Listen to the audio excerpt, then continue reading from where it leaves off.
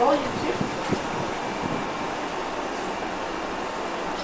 Hi schat, Hi. wat ben je aan het doen? Ik ben het lunchen voorbereiden. Wat hebben we net gedaan dan? Net hebben we langs het strand gewandeld, tot we niet meer konden. Toen zijn we weer teruggekomen en toen zijn we net ontsnapt aan een hele grote regenbui.